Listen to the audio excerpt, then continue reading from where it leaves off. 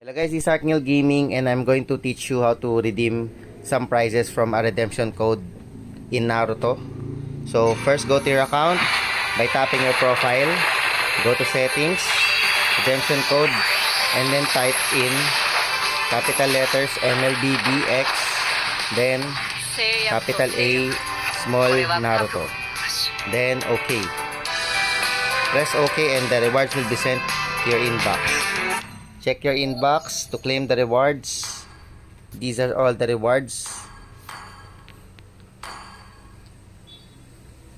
Graffiti. What's this? Oh, there's also some possible skins. So let's claim all. Okay. Then MLBVX Naruto Philippines. Let's see. Can we use that? Oh, it says Akunai. Anyways, that's it. Thank you for watching. Bye-bye.